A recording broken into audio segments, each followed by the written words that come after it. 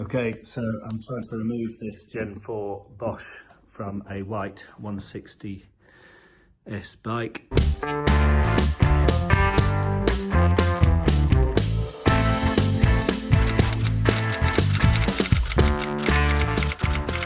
You can see I've already removed the crank arms, both sides. I've removed the battery cover. I don't think I needed to do that.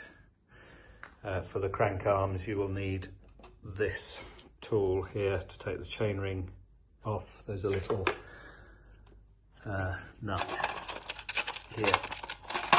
There's this thing here that you need to remove from the chainring, which is here. It sits like that, and you also need something to hold the chainring to stop it going round as you undo that washer.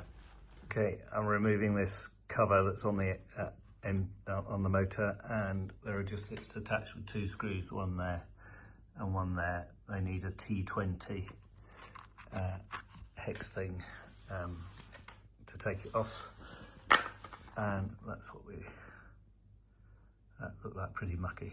I need to remove the electrical sockets here. So I'm going to remove the controller unit on the battery here. So the battery is no longer connected to the motor. And do that first. And you do that by undoing that screw there, which should then release that aluminium bracket there, and you should be able to unplug the battery. That's the controller unit unplugged from the battery. You can see that that's the same configuration as this is the same configuration as your charger, and goes into the end of the battery there. So all I've done is removed it by pulling it.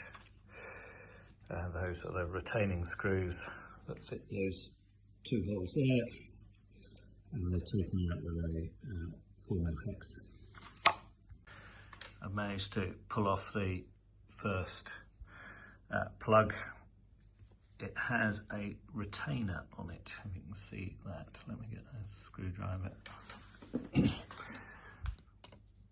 This thing here, I just put a screwdriver in, and it just needs to be moved so that it gets past a lug, which, if I can focus properly, there's a lug down here that it goes over, so you need to remove that. It was quite hard to get it off, but once I wiggled it and got it in the right direction, it did pull firmly off. So the next one is a little easier to do. Let me just try and switch my torch on.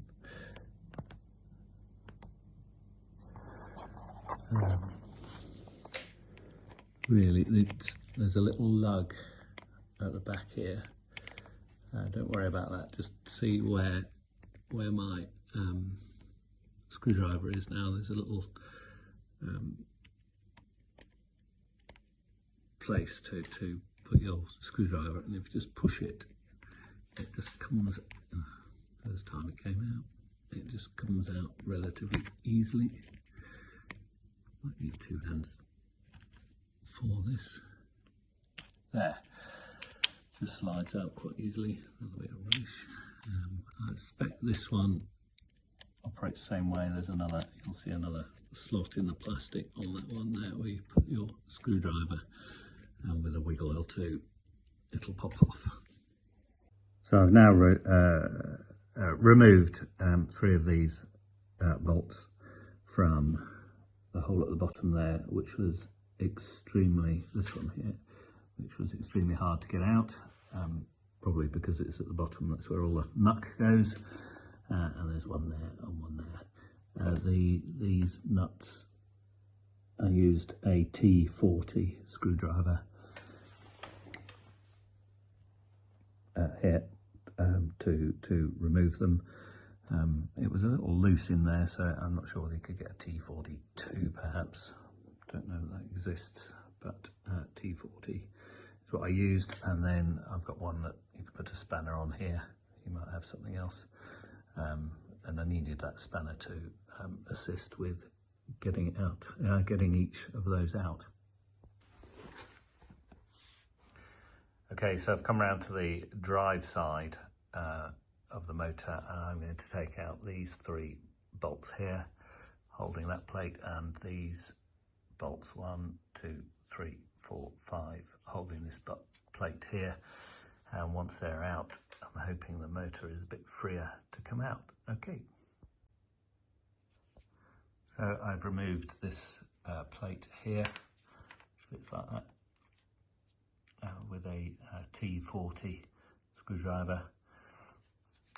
I've removed this screw here and tried to remove this plate here, but it is stuck here. Not sure whether it comes off or whether I need to wait until I've got the motor out to remove that. I've just removed this plate here. I've taken the bolts out.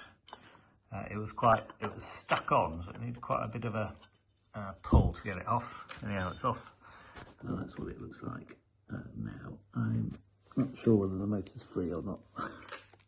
It looks a bit free, so we're going to give it a wiggle and see which way it comes out.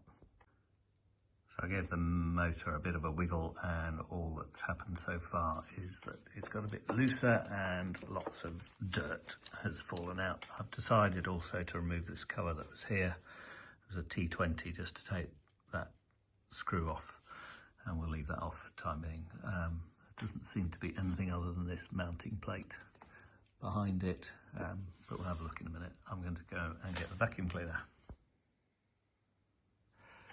So this motor will wobble and nearly come out, but it's trapped with a gear cable, so I need to do something with that. And there's another cable there poking in there. There's the gear cable and something else. So I'm going to remove this plate here to see whether it gives me a bit more room.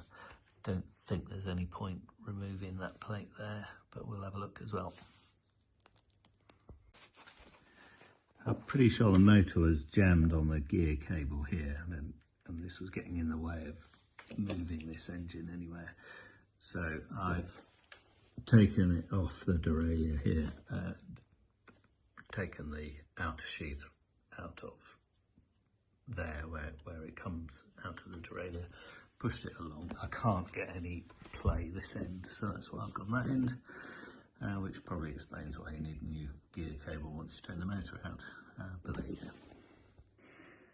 go. Okay, so now it's out. It took quite a lot of wiggling.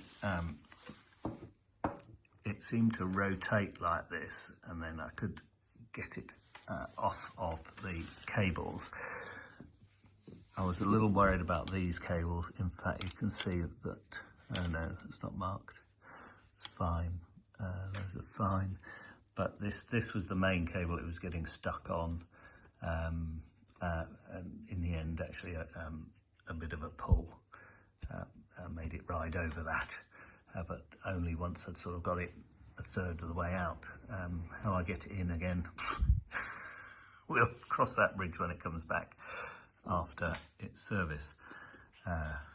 This is the gear cable.